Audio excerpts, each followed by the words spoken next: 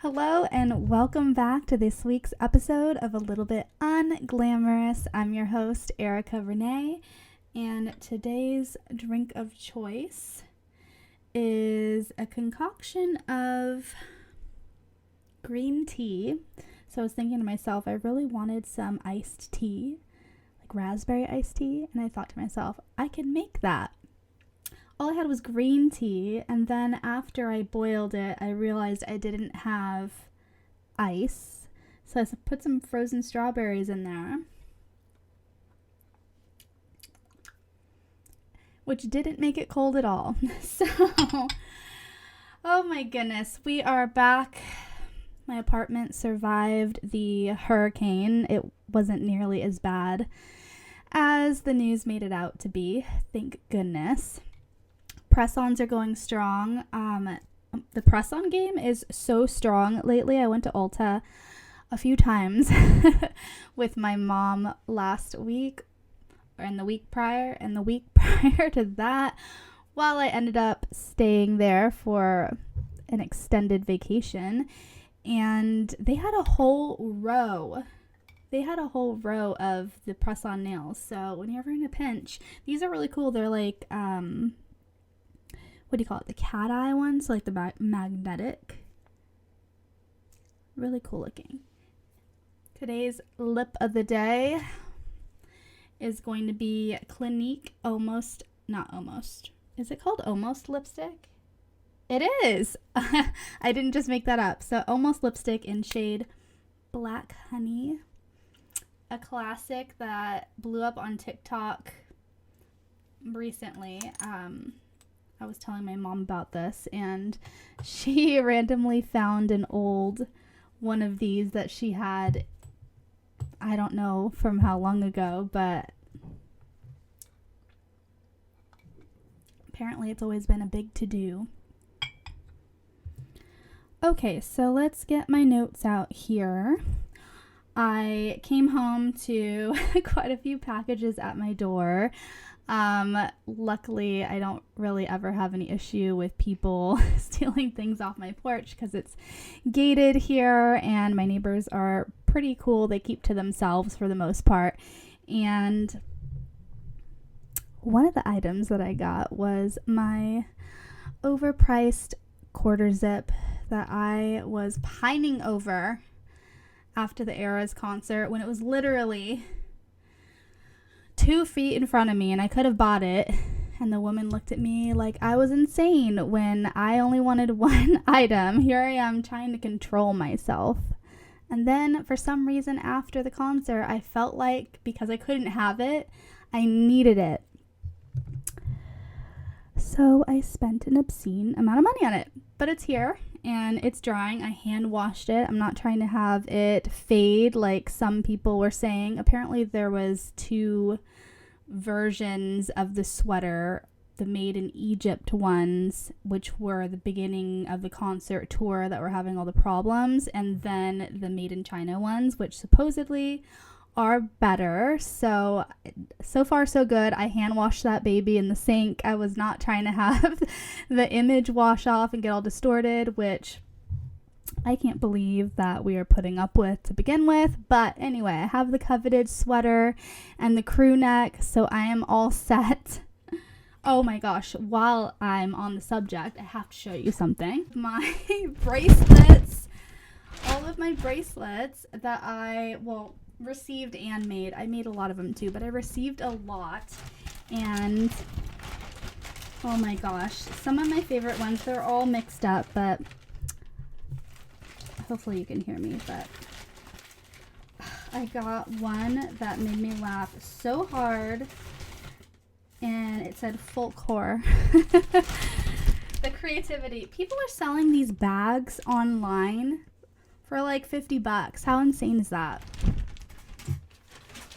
Are you one of those people that when you get back from a trip, you take days or even weeks to unpack, or do you have to do it immediately? Because I have to do it immediately, and I also have to clean my whole apartment before I go, and then unpack and organize and clean everything when I get back. So I spent the other day doing that, and I'm pretty happy that I did because I'm feeling very zen today. Everything is put together.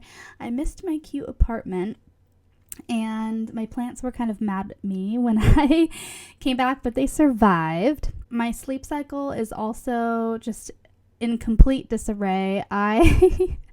Whenever I'm at home with my mom, we just end up staying up late until like 2 a.m. doing, I don't know what. This time it was making bracelets. We were like a bracelet factory for the last few weeks. Even though our concert is long gone, I have all these bracelet making things, so might as well keep going. And then bracelets turned into necklaces, and we were up so late doing that. And then our show of choice is 90 Day Fiance, so of course we had to get caught up on that. But sometimes I feel like we end up watching the same episode a million times over and over again. I'm trying to break the cycle of my sleep just being out of control. I actually woke up today at 6 a.m., got up, got ready, made myself some tea. I'm trying to drink ginger tea in the morning whenever possible. I feel like it clears out my throat. Does anybody else have bad allergies? So like you kind of always have to clear your throat.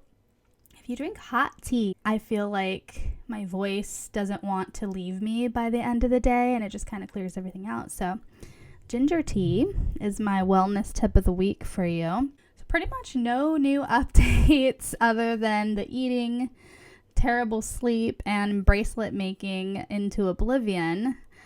I finally canceled my gym membership, so there's that.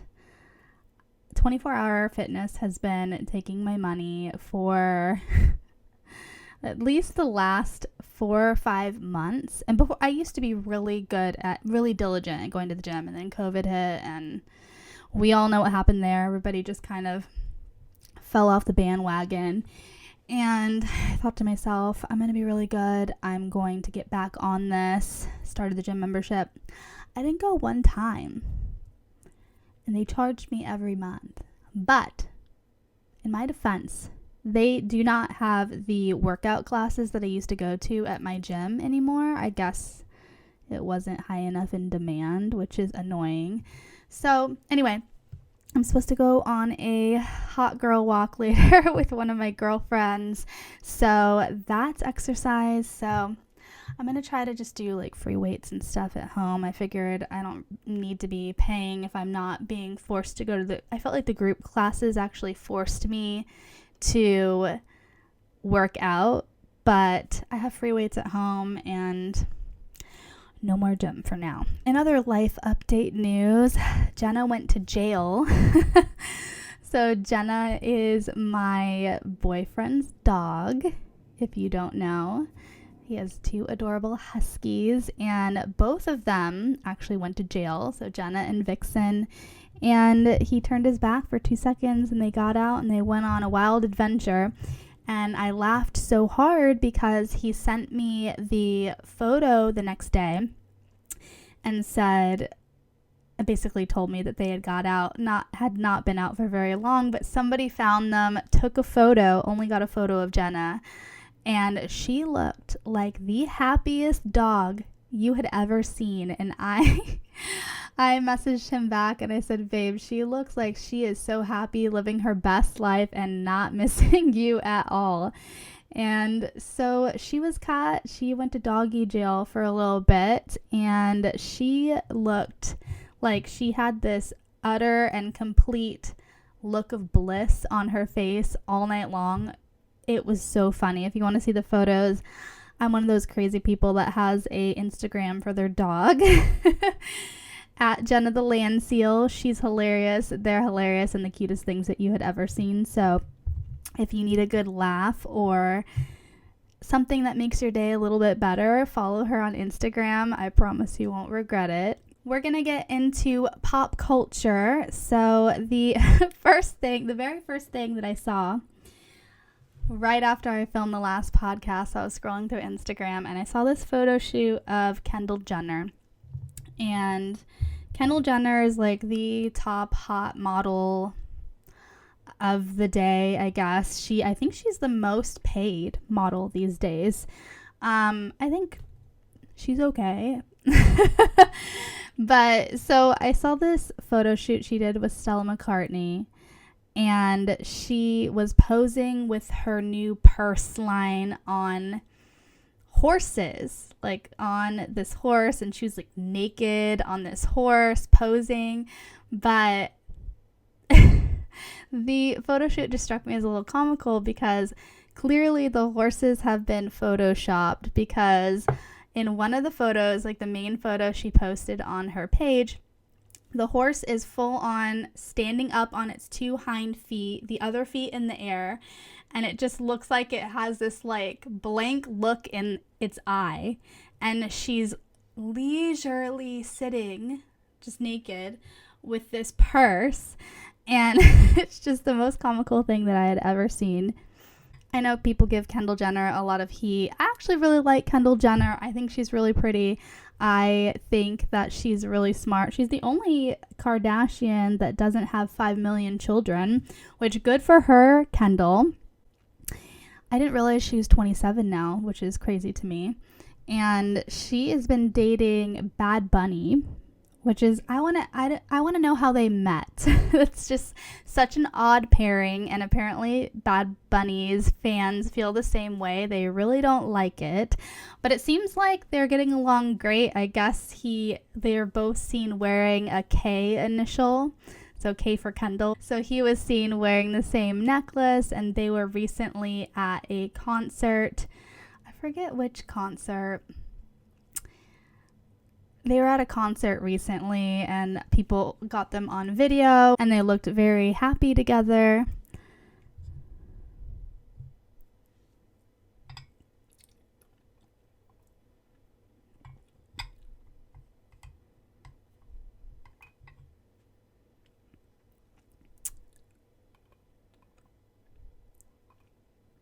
So good for her. Haters gonna hate. Okay, so I fell down a rabbit hole on this next topic. So we're going to talk about my queen, Taylor Swift, for a little bit. And so she just started her international leg of the Eras Tour. Actually, she just wrapped up in Mexico. Did 4 sold-out nights in Mexico. I think was the first female artist to sell out 4 shows in a row at Foro Sol in Mexico City, which is really cool. And then I'm not sure where she is at next, but apparently she has 2.5 months off before her next destination. And Sabrina Carpenter is opening for her international tour. So Gayle and I believe Paramore had some dates in her US show, and also Haim opened for her. I really wish we had Sabrina Carpenter too. I know she was just on her own US tour, which is probably why that didn't work out.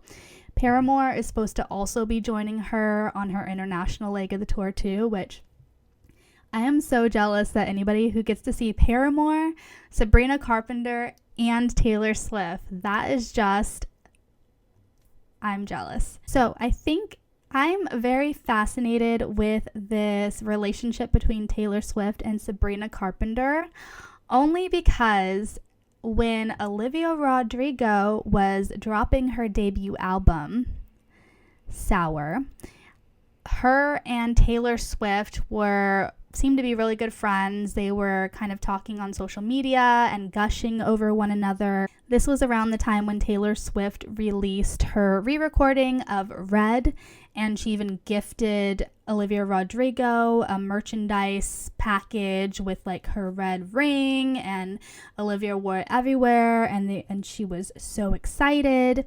And Taylor Swift even let her license some of her song on Olivia's debut album, which she had never done before. So she licensed the backing track, I believe just the music of her song New Year's Day, and Olivia wrote different lyrics and put it over those same chords. So because she used the same chords, Taylor Swift and I believe Jack Antonoff got a writer's credit on her album. Taylor was somewhat of a mentor to Olivia, and she admitted in an interview recently that she had not yet seen Taylor's tour. She hadn't made it to Taylor's tour yet, which is very interesting because she was a self-proclaimed Swiftie, the biggest fan, which is why she was so excited that she was getting so much attention from Taylor, and Taylor was her mentor, and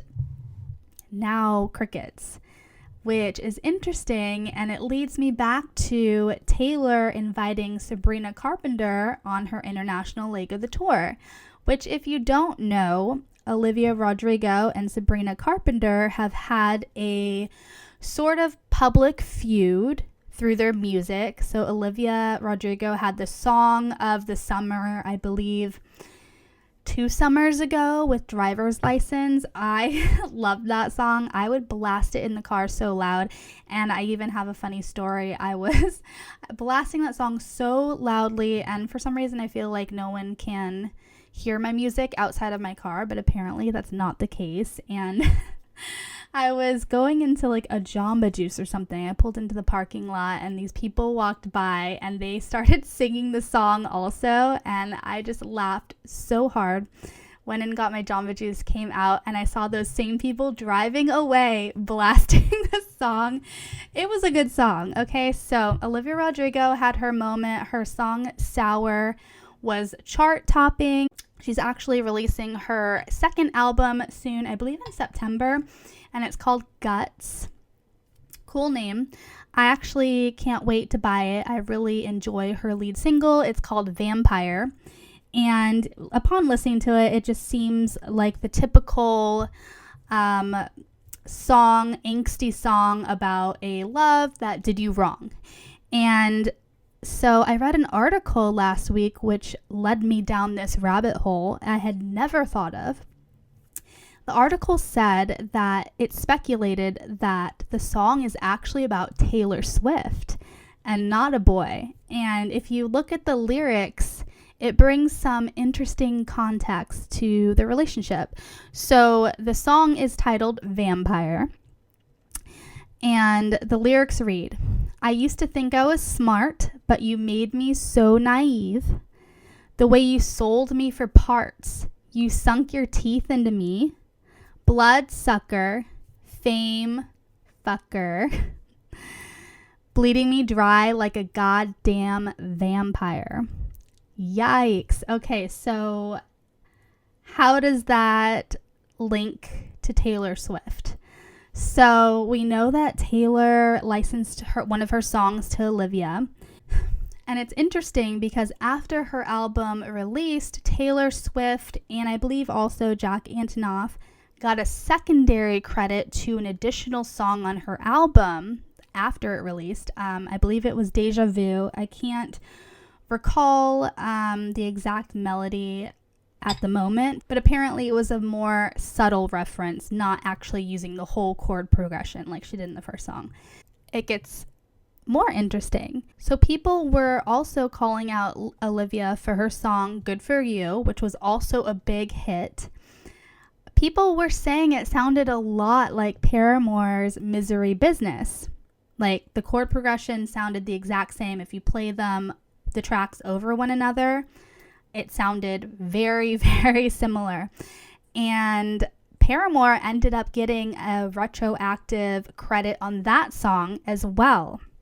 So that's 3 songs from Olivia's debut album that she had to credit other people for because she used part of their music. So the lyric bloodsucker, bleed me dry like a goddamn vampire, it's probably alluding to the fact that Olivia had to give up millions of dollars.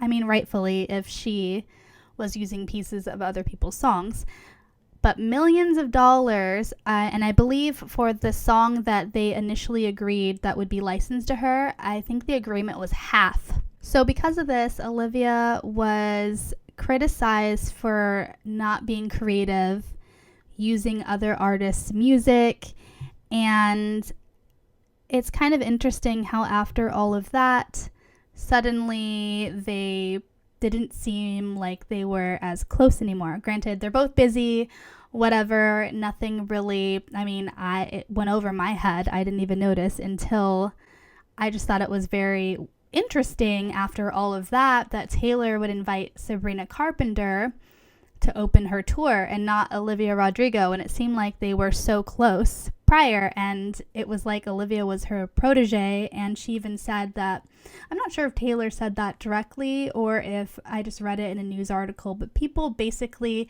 compared her career trajectory to be that of Taylor Swift. Granted, she's a brand new artist, but they see a lot of potential in her. So if you don't know, Sabrina Carpenter and Olivia Rodrigo, I guess, dated the same guy, and Olivia Rodrigo's song Driver's License is basically about her stealing him, and it led to fans basically attacking Sabrina Carpenter, and she was labeled this homewrecker when in reality, who knows what actually happened. So knowing all of those details kind of makes the song being about Taylor a little more plausible. And we all know how Taylor feels about crediting artists and giving artists what they're due for their songs, and she's all about protecting music rights. So 3 strikes for her.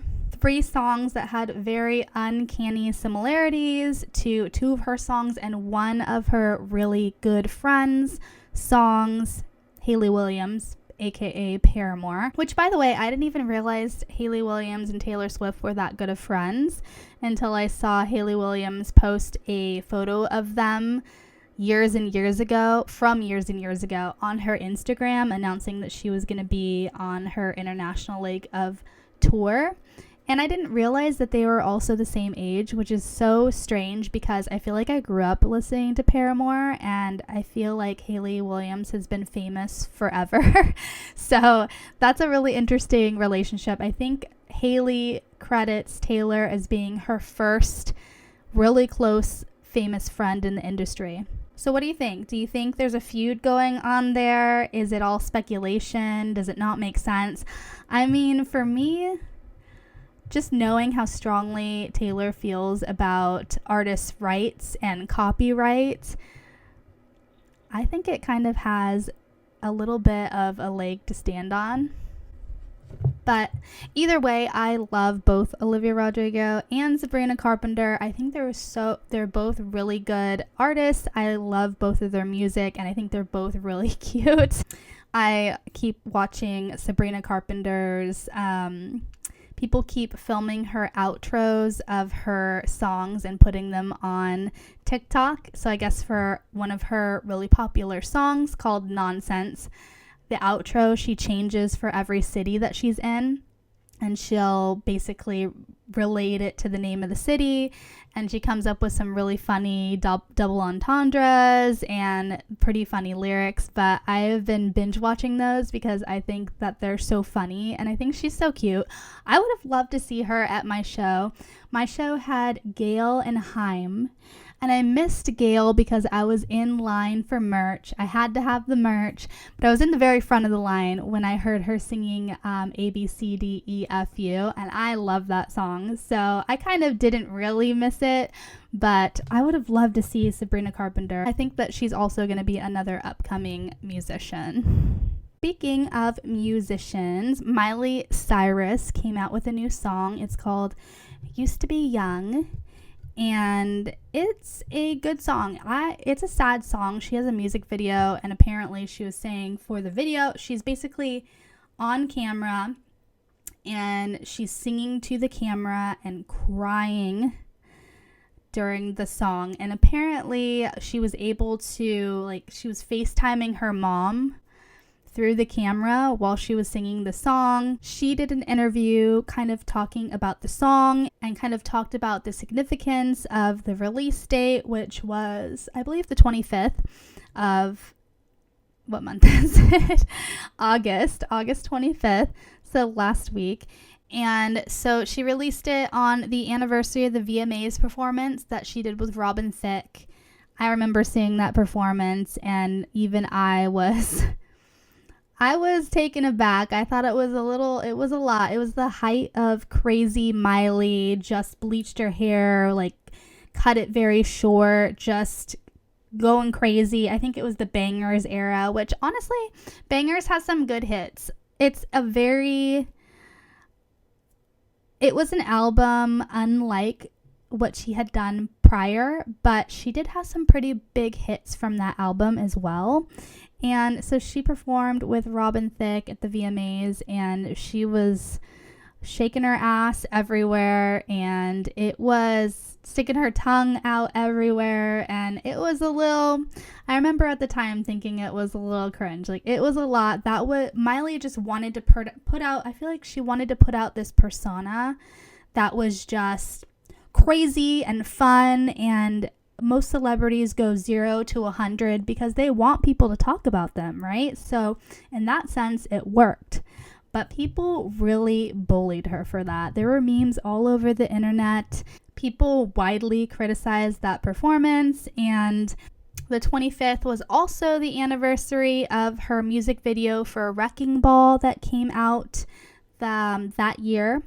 And Wrecking Ball is written about her ex-husband, Liam Hemsworth, and kind of singing about their relationship. And I also thought it was interesting because of the outfit she was wearing. It's like a Mickey Mouse t-shirt with this couture rhinestone dress top thing over it, which is also a throwback to what she wore at the VMAs. So it's a very interesting song, very emotional song, and it kind of makes me feel a little bad for her during the VMAs era, because even in that moment I was like, this is not it. But even during that moment, I kind of felt like she was kind of out there, and it was a little out there for me.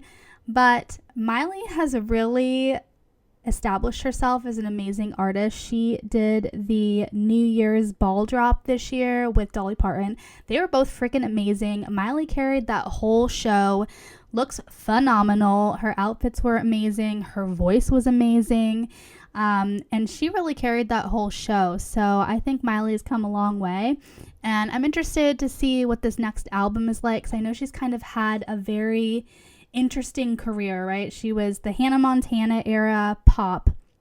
She wanted to break away from that, went completely in a different direction, and now I feel like she's kind of, well, and then she did a rock album, which is cool. I think that she was made for rock, and then now she's kind of reeling it in a bit.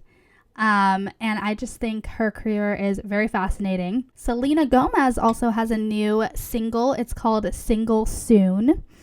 And it's rumored to be about her relationship with The Weeknd. And I actually haven't listened to the song in entirety yet. But I believe it's basically talking about, I have a boyfriend, but I'm going to be single soon. And I'm going to go out dancing and I'm going to have all this fun.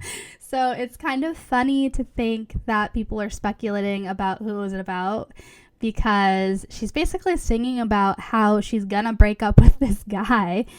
And I remember one of the last big hits of Selena Gomez, Ice Cream, and she did it with Blackpink.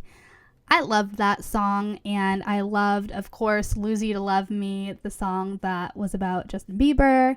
And I just think Selena seems like a really nice person. I know she's been doing her whole makeup mogul thing, killing it. She's probably just making tons of money doing that. There's a lot of money in makeup. It's crazy. I mean, as I have drawers of it here, but it costs like pennies on the dollar to make, and they have like a 400% markup. So she doesn't even need to come back to music if she doesn't want to. Who is it? Rihanna sure doesn't want to. She's making bag with Fenty Beauty, and she has a million other lines, but I digress. So looping back to Ariana Grande, I know she's been a hot topic lately. I talked about her in my last few episodes. So she just dropped a reissue of her classic 2013, I believe, debut album. It's called Yours Truly. And for the 10-year anniversary, I believe she did a re-recording, like a live re-recording for it, and just re-released it in its entirety, which seems like a really cool idea. And to celebrate it, she did a Q&A on TikTok, and to celebrate it, she did a Q&A on TikTok with her fans. And one of the questions was asking her about why she changed the original album cover. So apparently the album cover was different, and then she changed it. So she replied in a manner that almost seemed as if she was holding in a little bit of something about her fans bullying her. So basically she admitted that she released the first cover and the fans hated it, bullied her for it, said it sucked and it was terrible, and that's why she changed it. And then she went on to say how fans have been bullying her for the last 10 years and it's been consistent. And it was kind of in this playful banter type of way, but in a way that had a lot of truth behind it. So you could tell that she was really hurt, almost a passive aggressive way. And it was kind of giving a tiny bit of Doja Cat, except obviously less extreme, because Doja Cat actually came out and said that she didn't like her fans and started berating them. But I know Ariana Grande has been under a lot of hot water lately, so yikes. The next topic I want to talk about is Billie Eilish. I love Billie Eilish. I think she is another musician that's gonna go really far. Everybody loves her.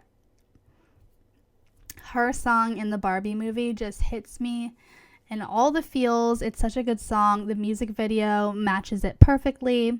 But I want to talk about this whole Billie Eilish and Jesse Rutherford ordeal. So Jesse Rutherford is a musician. He sings in a rock band called Neighborhood. I had personally never heard of him before.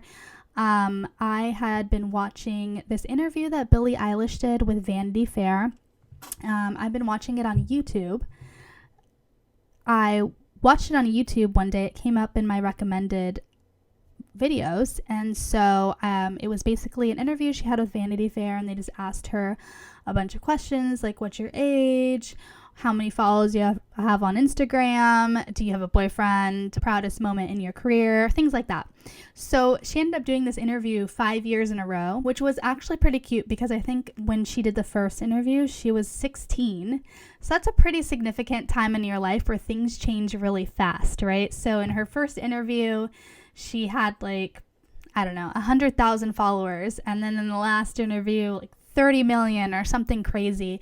And the last interview they asked, oh, do you have a boyfriend? And she proudly said yes and was kind of gushing over him. So people speculated who it was, and it came out that it was Jesse Rutherford, who is 10 years her senior, which is a lot.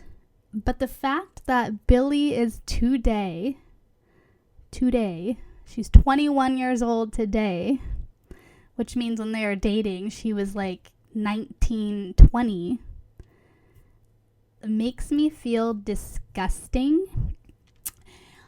And so they're not together anymore. They had since split up. I remember at the time when she did the Vanity Fair interview, she was so proud to have won him basically, and people were thinking to themselves, oh, no, this is not going to age very well. You're going to regret this in the future.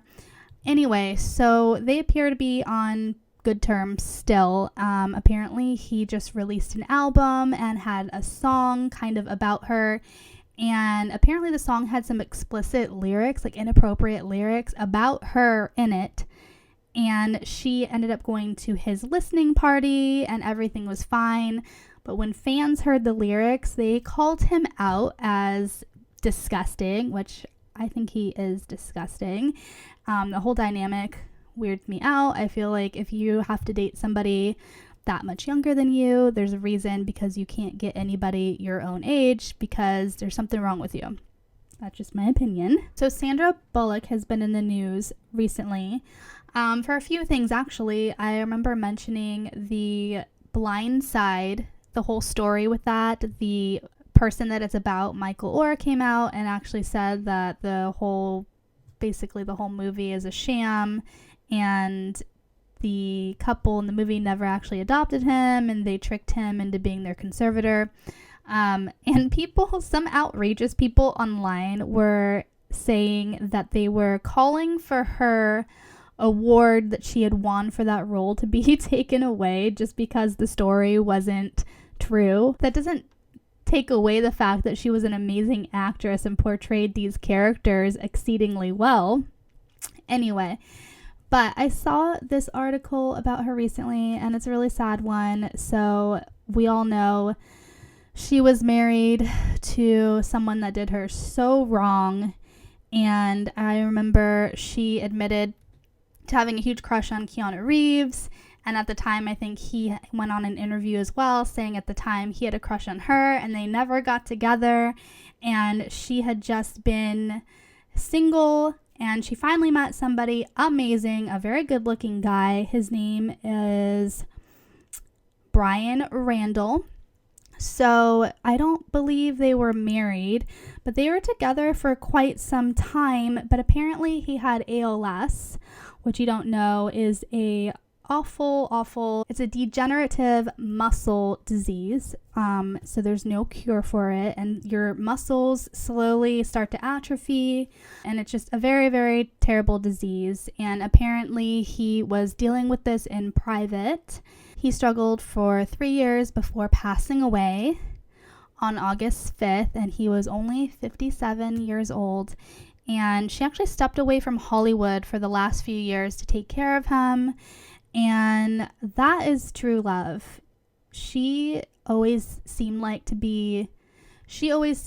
such a good person, and it just breaks my heart that she finally found her happy ending and that person passes away. It's just so heartbreaking, but it speaks volumes what kind of human that she is, that she stayed with him until his last days. That's just kind of the love that everybody wants to have. I saw a few articles about Dolly Parton this week, and one of them I never knew and I thought was very interesting. So Dolly has a million albums. I feel like she's had the career of a lifetime, and fun fact, she is married to the same man she's been married to since the very beginning of her career, and that's goals, especially in a career as difficult as it is to hold a relationship. But so we all know, or if you don't know, Dolly Parton wrote the song I Will Always Love You. That was later sung by the late great Whitney Houston and became a huge hit. So apparently before that, Elvis Presley hit her up and wanted to record the song, and she was honored and was so excited. And apparently Elvis's team wanted to take publishing rights of the song and also get 50% of the royalties for it. And Dolly turned down Elvis because she didn't want to give up the rights to that song, which later was picked up by Whitney Houston and made her millions and millions of dollars. So I thought that was very interesting. I also saw a random article that said she turned down tea with Princess Catherine, which is so random. But Dolly has always been the most media savvy person. Like, she has been in interviews, and the interviewers are always so mean to her. It is nothing new. It just reminds me of that Barbara Walters interview with Britney Spears where she made her cry. I think it was Barbara Walters actually was also as awful to Dolly Parton, basically telling her to her face, what do you have to say about people that think you're dumb? And just, she has always had the most eloquent responses back. And when people ask her things she doesn't want to answer, she has this funny way of spinning things to sort of answer the question in a non-serious way and laugh it off.